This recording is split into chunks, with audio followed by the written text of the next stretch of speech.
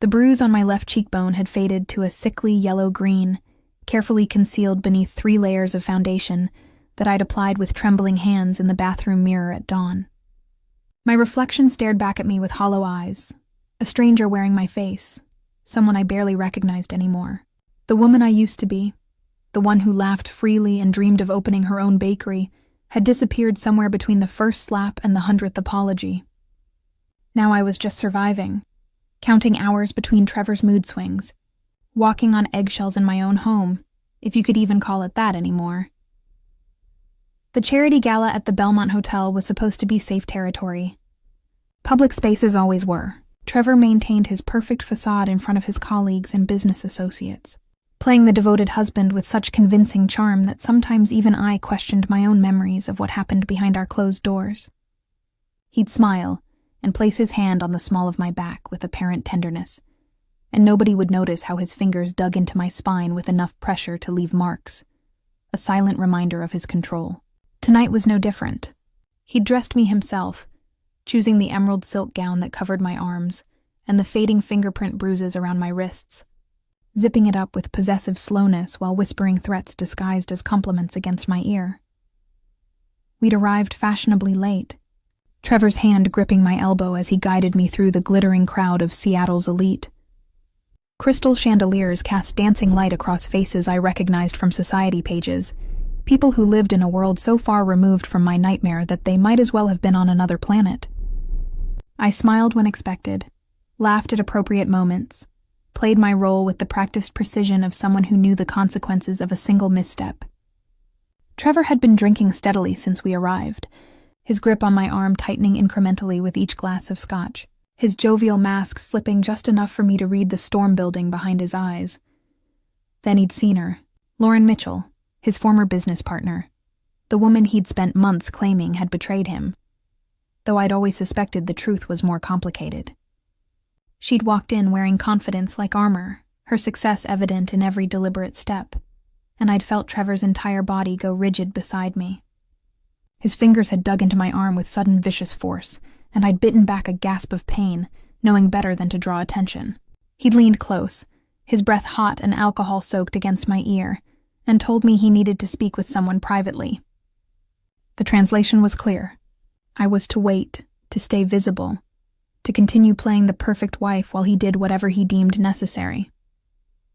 I'd nodded obediently, watching him disappear into the crowd, and for the first time in months, I'd felt something other than fear. Opportunity. The hotel's parking garage was just through the kitchen, past the service corridors that staff used to move unseen through the building. I'd memorized the exits weeks ago, a habit born from countless instances of needing to know where I could run, even when I knew running was impossible. My heart had begun racing with a dangerous hope as I'd calculated distances, timing, possibilities. The valet station would be busy, keys hanging on the board behind the desk, accessible if I moved quickly enough. I could take anyone's car, drive until I hit the highway, and keep going until Seattle was just a memory in my rearview mirror. The plan had formed in desperate fragments as I'd made my way toward the service entrance. Smiling blandly at a waiter who'd held the door open, the parking garage had been dimmer than I'd expected, the fluorescent lights creating pools of shadow between the rows of expensive vehicles. Mercedes, BMW, and Lexus. The automotive symbols of wealth and power that meant nothing to me now. I just needed something fast. Something that could put distance between me and Trevor before he realized I was gone. My hands had been shaking as I'd approached the valet station, finding it momentarily empty, the board of keys right there within reach. That's when I'd heard his voice echoing through the concrete space, closer than it should have been, calling my name with that particular edge that meant violence was imminent. Panic had seized my chest like a fist, squeezing the air from my lungs as I'd realized he'd followed me, or perhaps anticipated my pathetic attempt at escape. The keys had blurred before my eyes as I'd grabbed blindly, my fingers closing around a set attached to a distinctive keychain, black leather embossed with initials I hadn't stopped to read. The car had chirped in response somewhere to my left, and I'd run toward the sound on legs that barely supported my weight, my heels clicking frantically against the concrete. The vehicle was massive, a black SUV that gleamed even in the garage's dim lighting, clearly expensive and belonging to someone important. I hadn't cared. The back door had been unlocked, and I'd thrown myself inside, pulling it shut as quietly as possible, before diving onto the floor behind the driver's seat. The space had been cramped, my silk gown bunching uncomfortably beneath me, my heart hammering so violently I'd been certain Trevor would hear it from across the garage. I'd pressed my hand over my mouth, forcing my breathing to slow, listening to his footsteps growing closer, then pausing, then moving away. Minutes had passed like hours as I'd lain there, every muscle tensed, waiting for the door to be wrenched open, for his hands to drag me out, for the punishment I knew would follow. But the footsteps had faded, and eventually, I'd heard the distant sound of the elevator, and I'd allowed myself to believe, just for a moment, that I might actually be safe. That fragile sense of safety was shattered the moment I heard new footsteps approaching. These ones different from Trevor's angry stride. These were measured, purposeful, the confident gait of someone who owned not just the vehicle I was hiding in, but probably half the city. The electronic chirp of the key fob made my entire body go rigid, and I pressed myself flatter against the floor, praying that whoever was about to enter wouldn't look in the back, wouldn't notice the trembling woman in an evening gown wedged behind their driver's seat like some desperate criminal. The driver's door opened with a quiet click, and the SUV shifted slightly as someone slid into the seat. I held my breath, counting seconds, waiting for the inevitable discovery. But instead of starting the engine, the person sat in silence for a long moment. Then came the sound of a phone being dialed, the soft beeps cutting through the garage's ambient noise like knife strokes. The engine rumbled to life, and I felt a rush of conflicting emotions. Relief that we were moving, that every second put more distance between me and Trevor. Terror that I had no idea who I'd trapped myself with or where we were going. The voice that spoke into the phone was deep, controlled, carrying the kind of authority that made people listen without question. He spoke in low tones, discussing shipments, territories, and numbers that meant nothing to me but everything to whatever business he conducted. There was an edge to his words, a casual menace that suggested violence was simply another tool in his arsenal, used when necessary without particular emotion. I recognized that quality because I'd lived with a pale imitation of it for 3 years. Trevor played at being dangerous, using his fists against someone he knew wouldn't fight back. This man didn't need to play at anything. The SUV navigated through what I assumed was the parking garage, making several turns before the sound changed, the echo of concrete giving way to open air. We were on the street now, moving through downtown Seattle's evening traffic. I could hear other vehicles around us, the muffled sounds of the city filtering through the SUV's luxury insulation. My legs were cramping from being folded in such an awkward position, and the silk of my gown was making me slide slightly with each turn. I shifted minutely, trying to redistribute my weight without making noise, but the fabric rustled softly. The conversation on the phone stopped mid-sentence. The silence that followed was more terrifying than Trevor's shouting had ever been. It was the silence of a predator who'd just detected prey, calculating and cold. The SUV didn't slow or stop. Instead, I heard a soft click and realized with dawning horror that he'd just locked all the doors. The central locking system engaged with a definitive thunk that sounded like a prison cell closing. His voice, when it came, was directed at me rather than the phone. He didn't turn around, nor did he adjust the rearview mirror to look at me. He simply stated with absolute certainty that I had 30 seconds to explain why I was hiding in his vehicle, or he'd assume I was a threat and act accordingly. The calmness in his tone was somehow more frightening than any rage. This was a man who'd dealt with actual threats. Real danger, not the performative cruelty of an insecure husband. This was someone who would do exactly what he said without hesitation or remorse. I pushed myself up slightly, my arms shaking from more than just the cramped position. Through the gap between the seats, I could see the back of his head, dark hair cut with precise attention, the collar of what was clearly a custom-tailored suit. His shoulders were broad, his posture relaxed despite having just discovered a stowaway. That relaxation was somehow more unnerving than tension would have been. It suggested he was confident in his ability to handle whatever I might represent. My voice came out as a hoarse whisper when I finally spoke, explaining that I wasn't trying to steal his car, that I was running from someone, that I'd grabbed the first keys I could reach without thinking. The words tumbled out in a rushed confession, desperation overriding my usual careful control. I watched his hand on the steering wheel, noting the expensive watch, the signet ring on his right hand, the casual way he navigated through traffic while simultaneously assessing the threat level of the woman currently cowering behind his seat. He listened without interruption, his phone call apparently forgotten or ended, though I hadn't heard him disconnect. When I finished my halting explanation, he asked a single question. Who was I running from? Not why or how I'd ended up in his vehicle, but who. The question was precise, tactical, the inquiry of someone who understood that knowing your enemy was the first step in any conflict. I hesitated, some instinct warning me that naming Trevor would open a door I couldn't close, would pull me from one dangerous situation into another potentially worse one. But what choice did I have? I was locked in a vehicle with a stranger who radiated danger like heat from asphalt, driving to an unknown destination, with a husband somewhere behind me, who would be systematically searching for me with increasing violence. I told him Trevor's name, adding his company affiliation, the details spilling out because I'd kept them locked inside for so long that once the dam broke, everything flooded out. Trevor Hastings, real estate developer, pillar of the community, generous donor to children's charities, beloved by everyone who didn't have to live with him.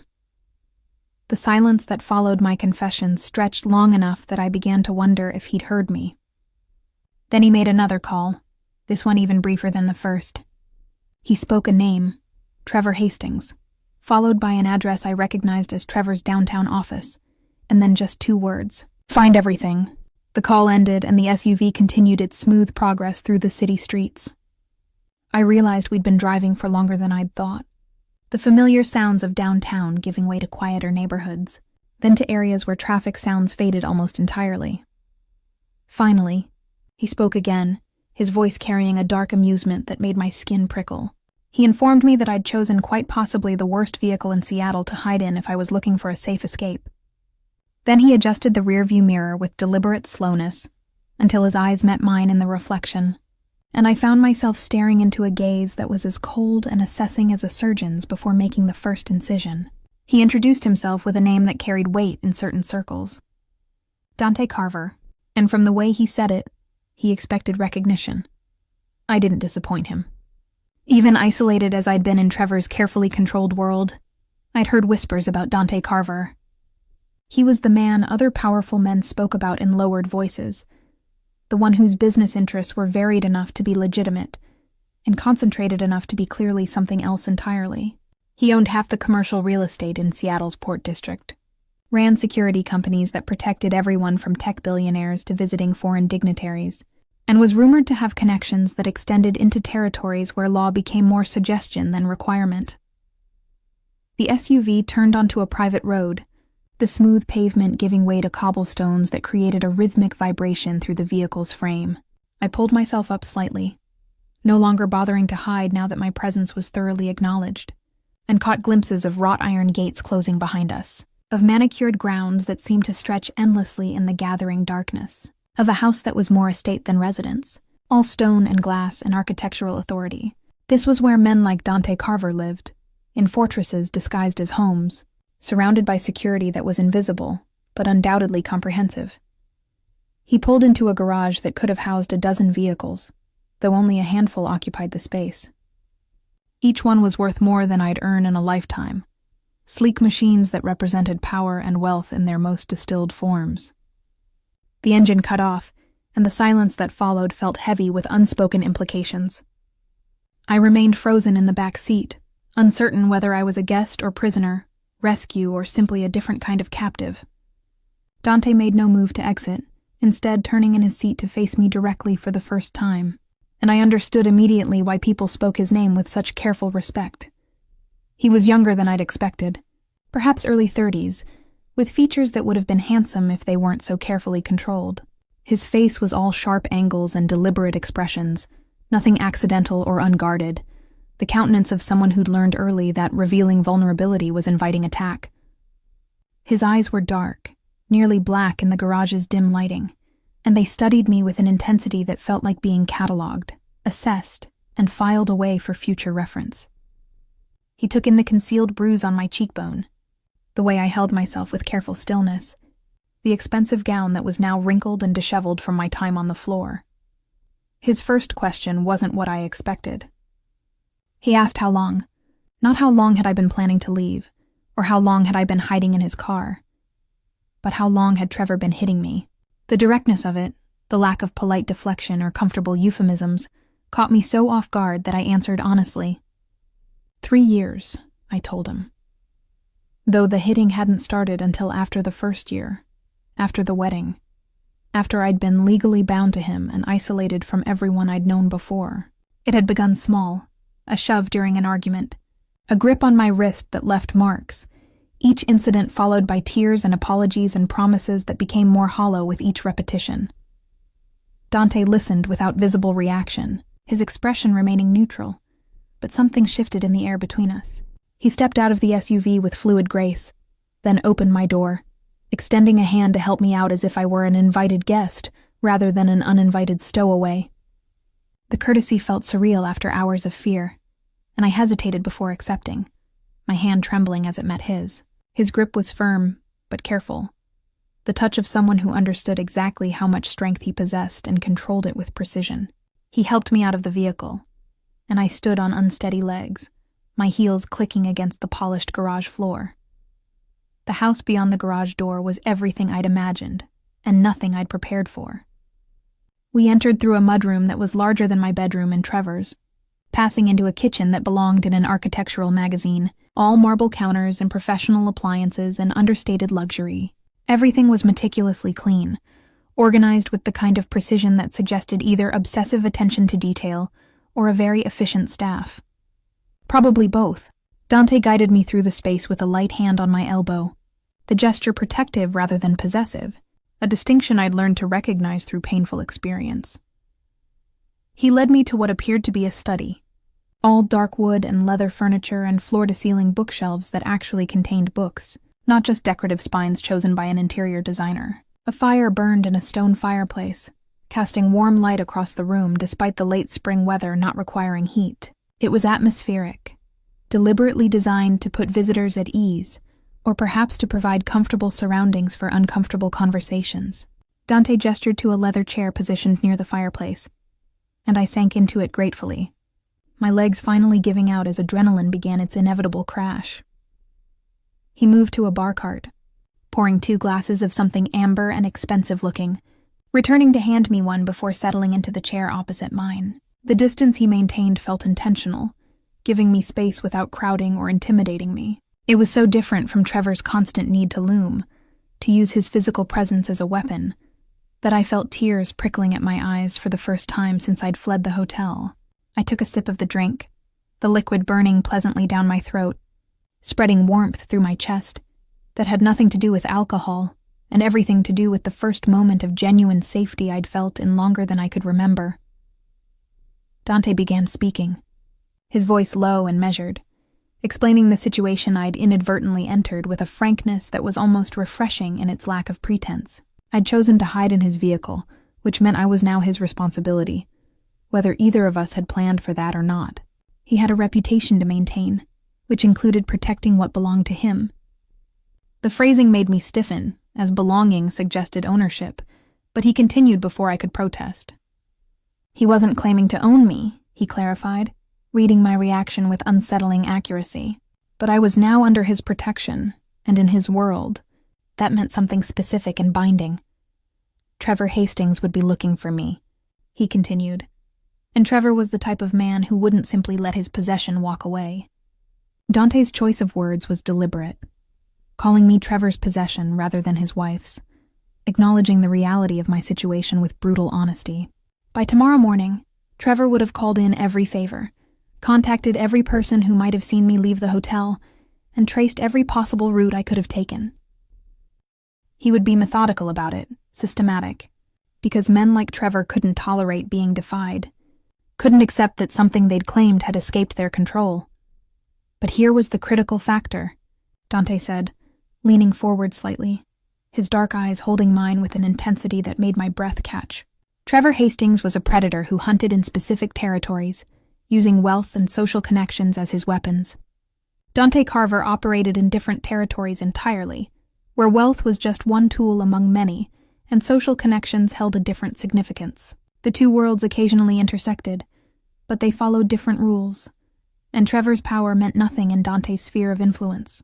The statement wasn't a boast, just a fact, delivered with the confidence of someone who knew exactly where he stood in Seattle's complex hierarchy. He made another call while I sat clutching my glass, watching flames dance in the fireplace, trying to process the surreal turn my desperate escape had taken. The conversation was brief, conducted in that same measured tone, giving instructions about guest rooms, clothing, and arrangements I couldn't quite follow. When he ended the call, he informed me that his housekeeper would prepare a room and provide something more comfortable to wear than an evening gown, and that I should rest while he dealt with the Trevor situation. The casual way he described it, as if my abusive husband was simply a situation to be dealt with rather than the monster who dominated my existence for 3 years, made me want to laugh and cry simultaneously. I found my voice finally, asking the question that had been building since he'd locked the car doors. Why was he helping me? He didn't know me, owed me nothing, had every reason to simply dump me at the nearest police station and wash his hands of the entire inconvenient situation. Dante stood, moving to the fireplace, one hand resting on the mantel as he stared into the flames. His answer, when it came, wasn't what I expected. He told me about his sister, who was 5 years younger, and how she was bright and full of life until she married the wrong man. By the time Dante had realized what was happening, had seen past the carefully maintained facade, it had been too late. She'd died in what the police report called an unfortunate accident, a fall downstairs that broke her neck. The medical examiner had noted the healed fractures, the old bruises in various stages of fading, and the pattern of injuries consistent with prolonged abuse. But her husband had been wealthy, connected, respected in the community, and the investigation had gone nowhere. Dante's voice remained even as he recounted this, no emotion bleeding through, but his hand on the mantel had tightened into a fist, the only visible sign of the rage he kept carefully contained. He'd been away on business when it happened, he continued, unable to protect her when it mattered most. He wouldn't make that mistake again. The housekeeper who appeared was a woman in her 50s named Patricia, with kind eyes and the efficient demeanor of someone who'd worked in this house long enough to ask no questions while seeing everything. She guided me upstairs with gentle authority, making soft comments about the lovely evening gown I wore, as if finding disheveled women in her employer's study was a common occurrence. Perhaps it was. I had no frame of reference for what constituted normal in Dante Carver's world, and I was too exhausted to wonder about it with any real energy. The guest room was larger than the master bedroom I'd shared with Trevor, decorated in shades of cream and soft gray, with furniture that managed to be both elegant and comfortable. Patricia showed me the attached bathroom, stocked with toiletries still in their packaging, expensive brands I recognized from magazine advertisements but had never imagined using. She'd laid out clothing on the bed, simple pieces that looked brand new, tags still attached, in sizes that were somehow exactly right. When I asked how she'd known, Patricia simply smiled and said that Dante was very observant about details. After she left, I stood under the shower spray until the water ran cold, scrubbing away layers of fear and Trevor's cologne that seemed to have seeped into my skin during our drive to the hotel. The bathroom mirror had fogged completely by the time I emerged, wrapping myself in a thick, luxurious towel, the kind of simple pleasure I'd forgotten could exist. I dressed in the clothes Patricia had provided, soft leggings and an oversized sweater that felt like being enveloped by something gentle and safe. My evening gown lay in a crumpled heap on the bathroom floor, and I left it there, unable to touch it again. Sleep should have been impossible, but the moment I lay down on the bed, exhaustion claimed me with the weight of 3 years of hypervigilance finally releasing its grip. I dreamed in fragments, disjointed images of running through parking garages that stretched endlessly, of Trevor's face morphing into something monstrous, of dark eyes watching from the rearview mirror of a vehicle that drove through streets I didn't recognize. I woke several times, disoriented, heart racing, before remembering where I was and why. Each time the unfamiliar safety of the room settled over me like a blanket, and I drifted back into uneasy rest. Morning arrived with pale light filtering through curtains I didn't remember closing, and the smell of coffee drifting from somewhere downstairs. I found my way to the kitchen following the scent, padding barefoot across hardwood floors that were warm despite the early hour. suggesting radiant heating beneath. Dante sat at a massive kitchen island, laptop open in front of him, several phones arranged within easy reach, looking as impeccably put together as he had the night before, despite the hour being barely past dawn. He glanced up at my entrance, gesturing to the coffee maker with a slight nod. I poured myself a cup with hands that were steadier than they'd been in months, adding cream from a container that probably cost more than my weekly grocery budget used to. The domestic normalcy of the moment felt surreal, standing in a stranger's kitchen, drinking excellent coffee, while my entire life lay in ruins somewhere behind me. Dante closed his laptop with a decisive click, giving me his full attention in a way that was both flattering and unnerving. He had news about Trevor, he said, his tone suggesting I should sit down for this conversation. Trevor had reported me missing to the police around midnight, playing the distraught husband with what Dante's sources described as an Oscar-worthy performance. He'd claimed I'd been depressed, possibly suicidal, that he was desperately worried about my mental state. Several officers who responded knew Trevor socially, having attended the same charity functions and played golf at the same exclusive club. They'd taken his report seriously, issued an alert, and begun the process of searching for a vulnerable woman who might be in danger of harming herself. The manipulation of it, the way Trevor had twisted my escape into a narrative that made him the concerned victim, made my stomach turn. But Dante had made some calls of his own. He continued, taking a measured sip of his coffee. By 3 a.m, certain information had reached certain people who owed Dante favors. Information about Trevor's business dealings, the creative accounting that funded his lifestyle, the investors he'd defrauded, the shell companies hiding money from tax authorities. Nothing illegal enough to warrant immediate arrest, but certainly enough to warrant investigation, to make Trevor's life complicated in ways that would occupy his attention and resources. The police alert for me would remain active, but Trevor would suddenly find himself dealing with audits and inquiries that demanded his immediate focus. I stared at Dante, trying to process how completely he'd dismantled Trevor's advantages in less than 12 hours. The man who'd controlled every aspect of my life for 3 years, who'd seemed untouchable in his wealth and connections, was now scrambling to protect himself from consequences Dante had engineered with a few phone calls. It should have felt like victory, but instead I felt hollow, uncertain what came next. I couldn't go back to my old life, couldn't return to the apartment I'd shared with Trevor, couldn't even contact the few friends I had left after he'd systematically isolated me from everyone I'd known before our marriage.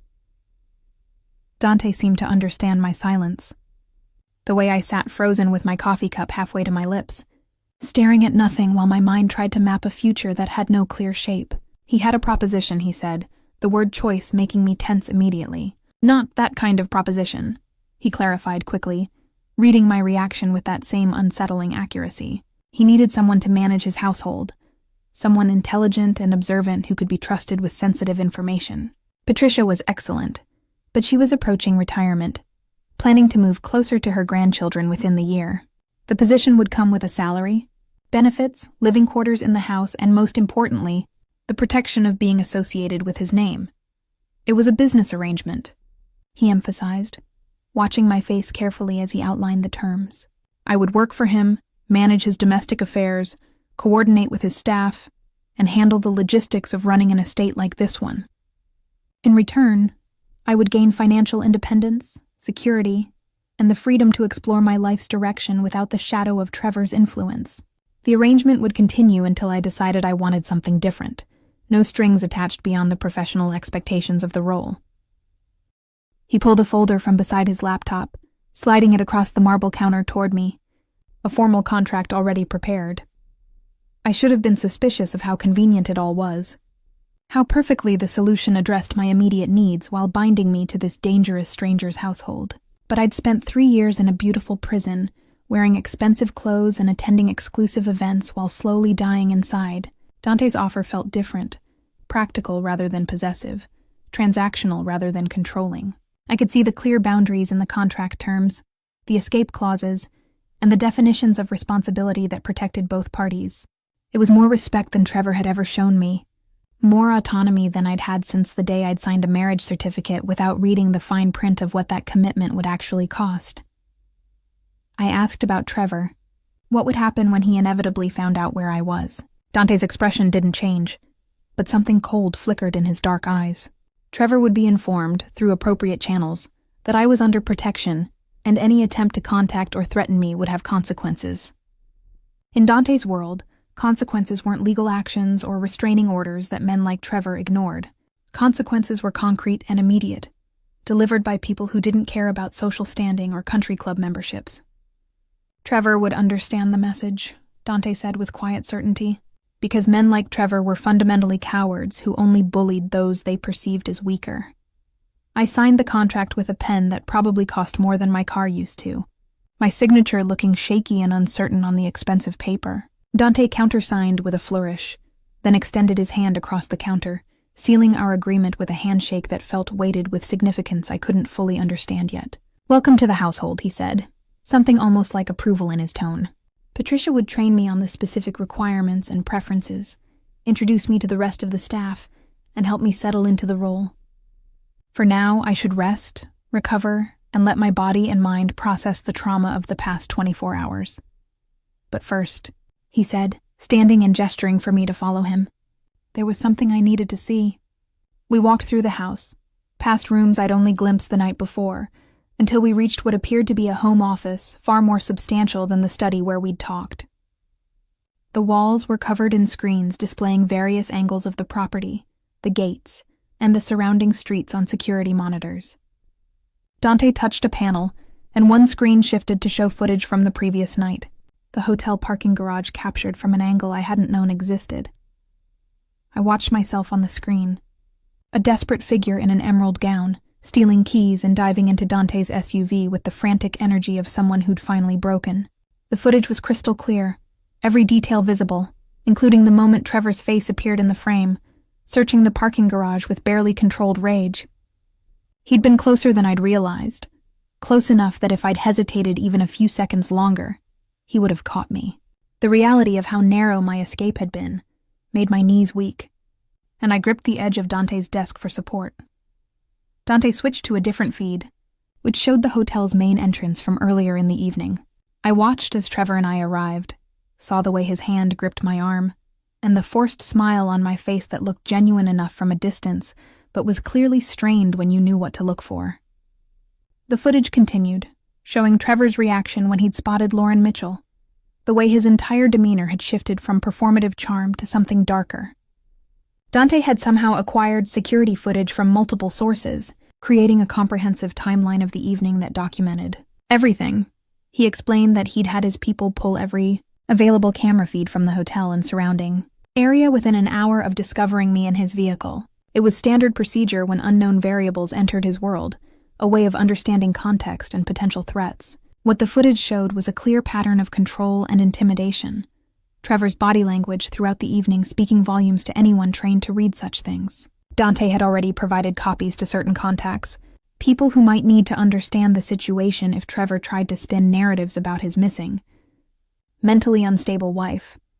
The screens shifted again, this time showing current feeds from various locations around the city. One displayed the exterior of Trevor's downtown office, where 2 unmarked cars were parked with the patient stillness of law enforcement conducting surveillance.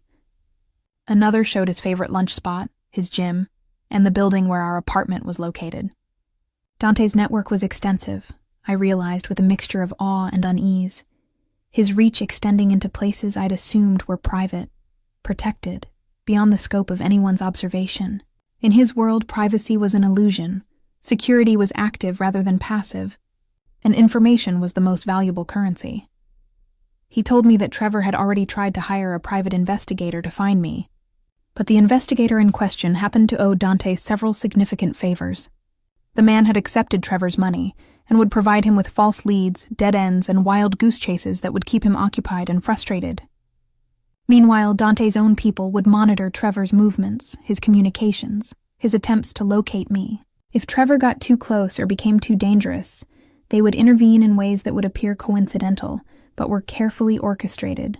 I was protected not by walls or locks, but by a web of surveillance and influence that Trevor couldn't even perceive, let alone penetrate. I should have been disturbed by the scope of it, the casual way Dante discussed monitoring and manipulation, as if they were ordinary business practices. But I'd lived for 3 years with the constant awareness that Trevor tracked my phone, read my emails, and questioned every moment I spent away from his direct supervision. At least Dante's surveillance was protecting me rather than imprisoning me, watching for threats rather than creating them. The distinction felt significant, even if the methods were uncomfortably similar. I was trading one form of control for another, but this version came with a salary, boundaries, and most importantly, an exit strategy. Patricia appeared in the doorway, announcing that breakfast was ready if we were hungry. The domestic interruption felt jarring after the intensity of watching surveillance footage, but Dante switched off the screens with practiced ease, transforming instantly from calculating strategist to courteous host. We moved to a dining room that could have seated 20, though only 2 places were set at one end of the long table, close enough for conversation without the awkward distance of formal dining. The food was simple but perfectly prepared: eggs, toast, and fresh fruit that tasted like it had been picked that morning. We ate in comfortable silence for several minutes before Dante began explaining the household routines, the expectations of my new role, and the various staff members I'd be coordinating with. There was Miguel, who managed the grounds and exterior security; James, who served as Dante's personal driver and handled various other tasks that Dante described vaguely as logistics; Patricia, whom I'd already met, and her assistant Rosa, who handled the actual cleaning while Patricia managed overall operations. A rotating security team that worked in shifts, maintaining surveillance and responding to potential threats. And finally, Dante's personal assistant, Christina, who worked from an office downtown but coordinated closely with the household staff. My role would be to act as the central point of contact between all these moving parts, ensuring Dante's life ran smoothly without him having to worry about domestic details. I would manage his schedule at home, coordinate with Christina on matters that required household resources, handle any guests or events he hosted, and generally keep the estate functioning with invisible efficiency. Patricia would train me for the next few weeks, showing me Dante's preferences, introducing me to suppliers and service providers, and teaching me the systems that kept everything running. It sounded straightforward enough, though I suspected the reality would be more complex than the description suggested. After breakfast, Patricia took over my orientation with the gentle authority of someone who'd perfected household management over decades of practice. She showed me the systems that controlled lighting, climate, security, and the integration of technology that made the house respond to anticipated needs before they were explicitly stated. She introduced me to the pantry, which was organized with restaurant-level precision, the wine cellar, which contained bottles worth more than cars, and the linen closet, where sheets were categorized by thread count and seasonal weight. Every detail had been considered, every preference documented, every potential need anticipated. The scope of wealth required to maintain this level of existence was staggering, but Patricia explained it with practical matter-of-factness, as if discussing a moderately successful household, rather than an estate that required a full staff to operate. Dante traveled frequently, she told me, sometimes for days or weeks at a time. During those periods, the house ran on minimal staff, just herself and Rosa maintaining things until his return. But when he was in residence, especially if he was entertaining, the full team would be activated, each person performing their role with choreographed precision. She showed me to what would be my permanent quarters, a suite on the second floor with its own sitting room, bedroom, and bathroom. It was larger and nicer than anywhere I'd ever lived, decorated with the same understated elegance as the rest of the house. Patricia explained that I should feel free to personalize the space, that it was truly mine for as long as I worked here. The sentiment felt foreign after years of living in an apartment where Trevor controlled every decoration, every piece of furniture, every element of our environment. The idea of having space that was genuinely my own, that I could modify according to my preferences, felt almost too good to believe. The rest of the day passed in a blur of information, names, procedures, and systems. Patricia was an excellent teacher, patient and thorough, answering my questions without making me feel ignorant for asking. By evening, my head was swimming with details, but I was starting to understand the scope of my new responsibilities. It was real work, demanding and complex. Nothing like the decorative wife role Trevor had assigned me. I would be busy, engaged, using skills I'd forgotten I possessed during years of being systematically diminished. Dante appeared at dinner, having spent most of the day in meetings either in his home office or away from the property entirely. He asked how the orientation was going, whether I felt overwhelmed, and if I had concerns about any aspect of the position. The questions seemed genuine rather than performative, and I found myself answering honestly, admitting that it was a lot to absorb, but that I was grateful for the opportunity. Something shifted in his expression when I said that. Gratitude clearly not something he heard often, and he simply nodded before returning his attention to his meal. The first week passed in a strange suspension of reality, each day blurring into the next as I absorbed information and gradually stepped into my role. Patricia was endlessly patient, correcting my mistakes with gentle humor and praising small successes with genuine warmth. The other staff members accepted my presence with varying degrees of curiosity and reservation, but nobody questioned my sudden appearance or the circumstances that had brought me here. In Dante's world, discretion was apparently valued above all else, and asking personal questions violated an unspoken code. Trevor called Dante's office on the 4th day. Christina, Dante's assistant, informed me of this during one of our coordination meetings, explaining that Trevor had presented himself as a concerned husband, trying to locate his mentally unstable wife. Christina had followed protocol, which apparently meant expressing sympathy while providing no information whatsoever, and documenting the call in case it became part of a larger pattern. The knowledge that Trevor was actively searching for me should have terrified me, but somehow insulated within Dante's protected world. The threat felt distant and manageable. Dante himself remained a compelling enigma, present but not intrusive, observant without being controlling.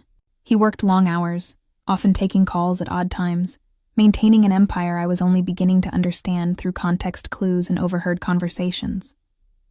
He was unfailingly polite to his staff, demanding but fair, expecting excellence without requiring perfection. I watched him interact with various people who came to the house for meetings, noting how he calibrated his demeanor to each situation, sometimes charming, sometimes intimidating, always absolutely in control. We developed an evening routine where we'd often find ourselves in the kitchen around the same time, making late meals after everyone else had left for the day. These weren't planned encounters, but they happened with increasing frequency, both of us apparently keeping similar irregular hours. We'd talk while cooking, conversations that ranged from practical household matters to surprisingly personal topics. He asked about my life before Trevor, and I found myself telling him about the bakery I'd dreamed of opening, the culinary school scholarship I'd declined because Trevor had convinced me it was impractical. Dante listened with focused attention, asking questions that demonstrated he was actually hearing what I said rather than just waiting for his turn to speak. It was such a stark contrast to Trevor's dismissive responses to anything I'd cared about that I sometimes found myself getting emotional, grateful tears threatening to spill over at the simple dignity of being listened to. Dante never commented on these moments, simply continuing the conversation naturally, giving me space to compose myself without drawing attention to my vulnerability. He told me about his sister during one of these late-night kitchen conversations, expanding on the bare facts he'd shared that first night. Her name had been Isabella, and she'd been brilliant, studying architecture, designing buildings that would have changed skylines if she'd lived long enough to see them realized. Her husband had seemed perfect initially, charming and successful, from a good family with all the right connections. By the time Isabella had confided in Dante that something was wrong, she'd been so isolated and controlled that intervention became nearly impossible. The guilt in his voice when he talked about it was palpable, the weight of coulda, shoulda, woulda that no amount of rationalization could lift. He'd been building his business, traveling constantly, and he'd failed to see the signs until it was far too late. Isabella's death had transformed him, he said, redirecting his ambitions toward accumulating the kind of power that would ensure he never felt helpless again. Everything he'd built since then, every strategic move and calculated risk, could be traced back to that fundamental failure and his determination to never repeat it. I understood then why he'd helped me, why my situation had triggered such an immediate and comprehensive response. I wasn't just a woman in trouble. I was a chance at redemption, an opportunity to save someone when he hadn't been able to save his sister. The realization should have made me feel like a proxy, a replacement for someone I could never actually replace. But instead, It made me feel seen in a way I hadn't experienced in years. Dante understood exactly what Trevor had done to me, because he'd watched it happen to someone he loved, and that shared understanding created a connection I hadn't anticipated.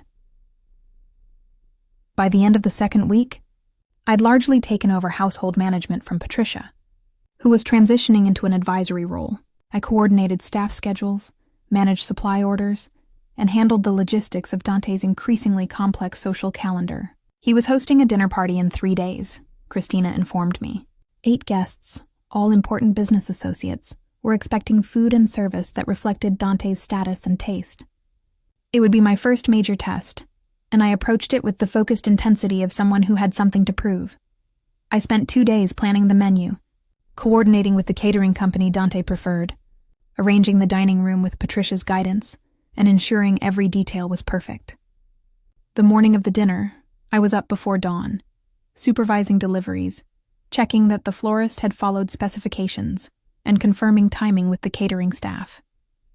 Dante found me in the dining room that afternoon, adjusting place settings with obsessive precision, and told me with dry amusement that I was going to be excellent at this job if I didn't give myself a nervous breakdown first. The dinner itself went flawlessly, each course timed perfectly, service smooth and unobtrusive, conversation flowing easily around the table. I stayed mostly behind the scenes, coordinating with catering staff to ensure drinks were refreshed and dishes cleared at appropriate intervals. But I could hear fragments of conversation, business discussions conducted in careful language that revealed nothing explicit while conveying everything important. These were powerful people, I realized, moving pieces on boards I couldn't even see, playing games with stakes I could only imagine. One guest arrived late, entering through the front door with the confident swagger of someone accustomed to being important. I was in the foyer when he walked in, and his eyes traveled over me with an assessment that felt invasive despite the professional distance I maintained. He asked if I was new, said he didn't recognize me from previous visits to Dante's home. I confirmed I was recently hired, taking his coat with practiced efficiency, but something in his attention made my skin crawl. He reminded me of Trevor, that same entitled ownership in his gaze, the assumption that service meant availability. Dante appeared in the doorway to the dining room at that moment, his expression neutral, but his eyes sharp as he took in the scene. He greeted his guest with surface warmth, guiding him toward the others with a hand on his shoulder that looked friendly but was clearly steering. As they moved away, Dante glanced back at me, a silent question in his eyes. I shook my head slightly, indicating I was fine, and something like approval flickered across his face before he returned his full attention to his guests. The rest of the evening proceeded without incident, and by midnight, all the guests had departed, the catering staff had cleaned and left, and I was alone in the kitchen doing a final check of everything. Dante found me there, loosening his tie with one hand, while holding a bottle of wine in the other. He poured 2 glasses without asking, handing me one before leaning against the counter with visible exhaustion. The dinner had been successful, he said. Several important agreements reached, relationships strengthened, future opportunities established. And the food had been exceptional, the service impeccable, everything exactly as it should have been. I accepted the praise with a flush of satisfaction, realizing how much I'd needed to prove my competence, to demonstrate that I was earning my place here, rather than simply being sheltered out of pity. Dante seemed to understand this without me having to explain it, the same way he seemed to understand so many things I didn't say out loud. He asked about the guest who'd arrived late, whether the man had said or done anything inappropriate. I hesitated, not wanting to make something out of nothing, but Dante's expression made it clear he'd already drawn his own conclusions from what he'd observed. That particular guest wouldn't be invited back, Dante said matter-of-factly, taking a sip of his wine. He didn't tolerate disrespect toward his staff, and he especially didn't tolerate predatory behavior in his home. The decisiveness of it, the way he simply eliminated the problem without requiring me to make a formal complaint or justify my discomfort, felt revolutionary. Trevor had always accused me of overreacting, of being too sensitive, of inviting unwanted attention through my own behavior. Dante simply believed me, protected me, and moved on. The third week brought an unexpected complication in the form of a phone call that came directly to the house's landline, a number that was supposedly unlisted and known only to a select few. I answered with the professional greeting Patricia had taught me, identifying the residence without providing specifics. The voice on the other end was instantly recognizable despite the months since I'd last heard it. My mother, sounding frantic and confused, demanded to know where I was and why Trevor had told her I was missing. My hands went numb around the receiver as she continued, explaining that Trevor had contacted her 2 days ago, presenting himself as the devastated husband whose wife had disappeared without warning. He'd suggested I might be having a breakdown, that I'd been struggling with depression, that I might be a danger to myself. My mother, who'd never particularly liked Trevor, but had approved of his financial stability and social standing, had been appropriately horrified. She'd been trying to reach me ever since, calling my old phone number repeatedly, growing increasingly panicked when I didn't respond. I struggled to find words that would explain the unexplainable, how to condense 3 years of abuse into a phone call that wouldn't sound like excuses or delusions. My mother had never understood why I'd changed after marrying Trevor, why I'd stopped visiting, why I'd gradually cut off contact with everyone I'd known before. She'd attributed it to newlywed self-absorption, to me thinking I was too good for my family now that I'd married into wealth. The reality that Trevor had systematically isolated me while maintaining his perfect facade seemed too complicated to convey over the phone. Dante appeared in the doorway while I was still fumbling through halting explanations, taking in my distress with immediate assessment. He gestured for the phone, and I handed it over with relief and trepidation.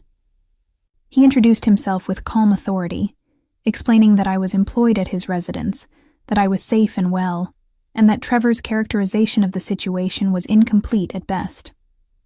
He suggested that my mother might want to hear Trevor's version of events with some skepticism, given certain facts that were becoming apparent through ongoing investigations.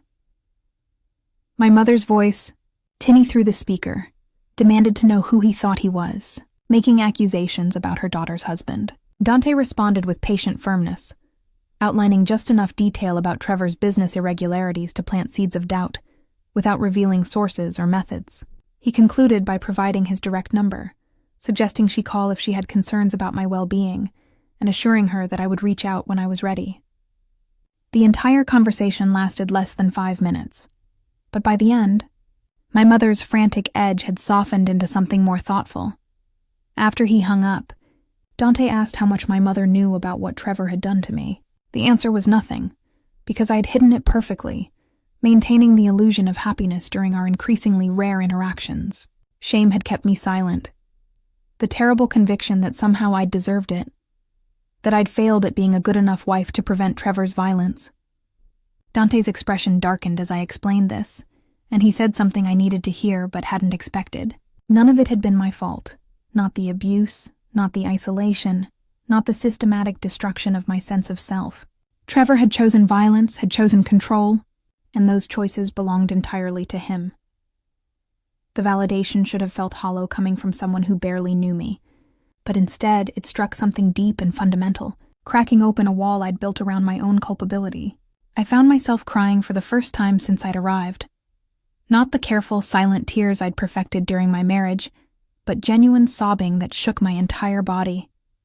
Dante let me fall apart without trying to fix it or make it stop, simply standing nearby in case I needed something, giving me space to process emotions I'd suppressed for years.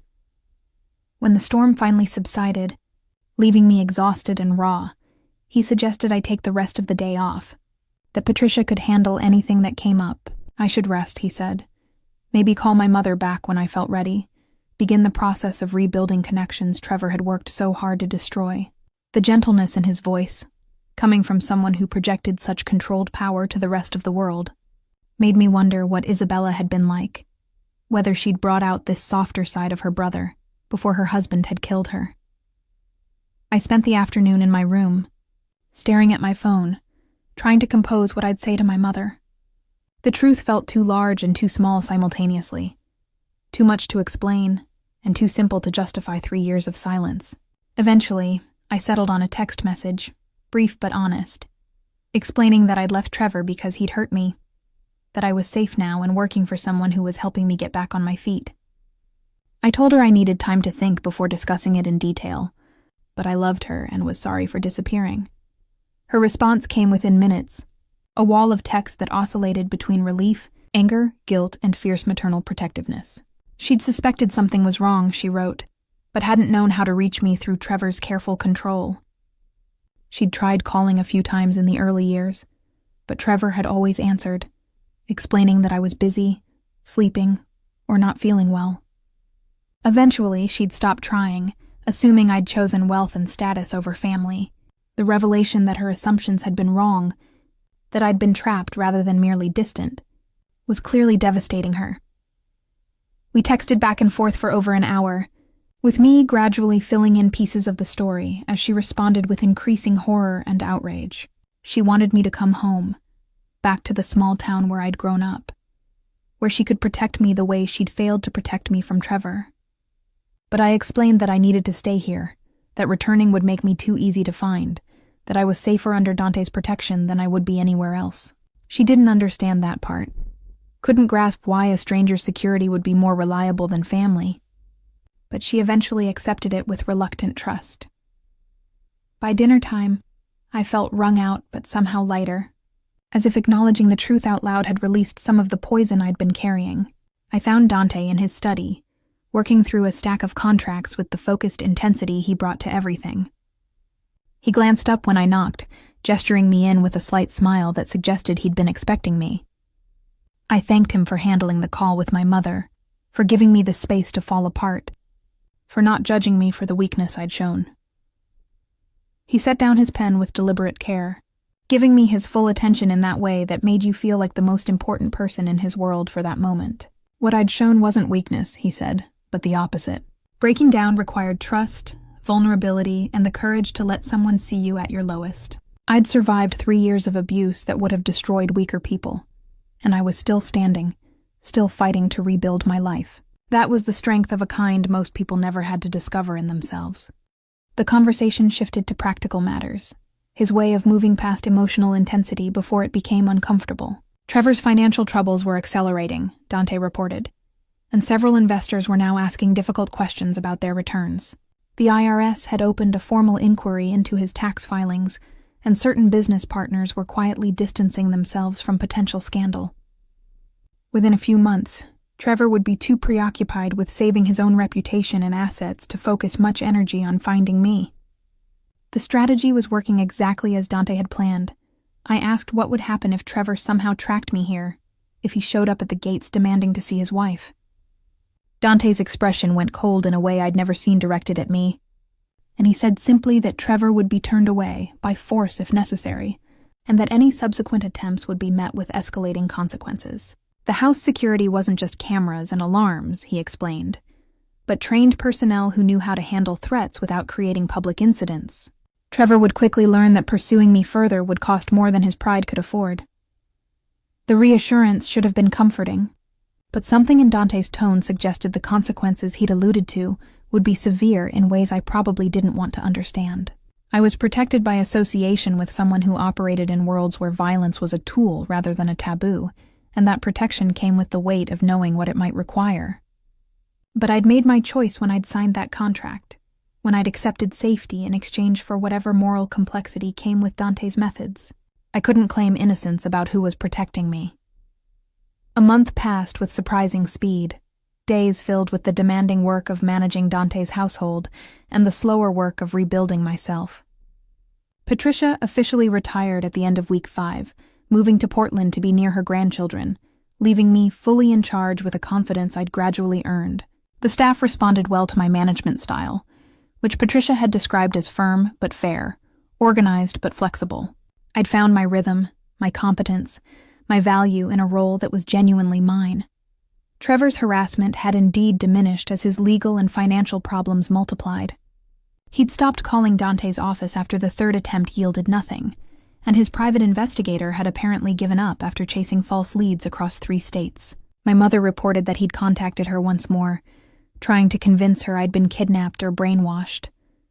But she'd hung up on him and blocked his number.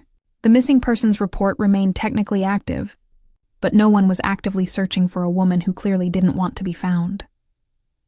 Dante's birthday fell on a Thursday in late spring, and I'd spent weeks planning a private celebration that would acknowledge the occasion without the performative excess he clearly despised. just the household staff and a few close associates. An elegant dinner rather than a lavish party, meaningful rather than ostentatious. I'd learned his preferences through careful observation, the subtle tells that revealed what he actually enjoyed versus what he tolerated for business purposes. He appreciated quality over quantity, intimacy over spectacle, and genuine connection over social performance. The evening exceeded my hopes, conversation flowing easily, laughter genuine rather than polite. Dante visibly relaxed in a way I rarely witnessed. He caught my eye across the table at one point, raising his glass in silent acknowledgement of what I'd created, and the warmth in his expression made my breath catch. Something had been building between us over the past weeks, something neither of us had acknowledged but both of us felt. The late-night kitchen conversations had grown longer, more personal, charged with an awareness that transcended employer and employee. After the guests departed and the staff had cleaned up and left for the night, I found Dante on the back terrace, looking out over the grounds that stretched into darkness, punctuated by carefully placed lighting. He'd removed his jacket, rolled up his sleeves, the careful polish of the evening giving way to something more relaxed. I joined him without asking permission, standing close enough to feel the warmth radiating from his body in the cool night air. He thanked me for the evening, his voice low and intimate, then added that I'd given him something he hadn't had in years: a sense of home. The confession hung between us, heavy with implications neither of us had been willing to voice until now. I turned to face him, finding his dark eyes already watching me with an intensity that made my pulse race. The air felt electric with possibility, with the weight of everything unspoken finally demanding acknowledgement. He reached out slowly, giving me time to pull away, his fingers brushing my jaw with a gentleness that contradicted everything dangerous about him. I leaned into the touch, my own hand coming up to cover his, and whatever invisible boundary had existed between us dissolved. The kiss, when it came, was inevitable and perfect, tender and fierce simultaneously, expressing everything we'd been carefully not saying for weeks. His other hand found the small of my back, pulling me closer, and I pressed against him with a hunger that surprised me. 3 years of being touch-starved by someone who'd only hurt me transforming into desperate need for someone who made me feel safe. We broke apart eventually, both breathing heavily, foreheads resting together as we processed what had just shifted between us. "This changed things," Dante said, his voice rough with emotion he rarely showed. We needed to acknowledge that and be honest about what it meant for my employment and the power dynamic that already existed between us. He wouldn't take advantage, wouldn't pressure me into anything I didn't freely choose. But he needed me to understand that his feelings had evolved beyond professional respect into something far more complicated. If I wanted to maintain strictly business boundaries, he would accept that and never mention this again. But if I wanted to explore what was happening between us, he was willing to navigate that complexity together. I appreciated the directness with which he laid out options, without assuming my answer or pressuring my choice. It was so fundamentally different from how Trevor had operated, demanding compliance while pretending to offer choices, that I felt tears threatening again. But these were different tears, relief and hope, rather than pain and despair. I told Dante I wanted to explore this, whatever it was, but I was doing so slowly and carefully, giving myself time to learn how to trust again. He deserved someone who could meet him fully rather than bringing all my broken pieces, and I needed space to reassemble myself before offering anything real. He accepted this with understanding that felt like another gift, agreeing that we'd move at whatever pace I needed, that rebuilding trust couldn't be rushed or forced. What we had was worth protecting, worth treating with the care it deserved. The kiss had been an acknowledgement, not a beginning, but a promise of a potential beginning when I was ready.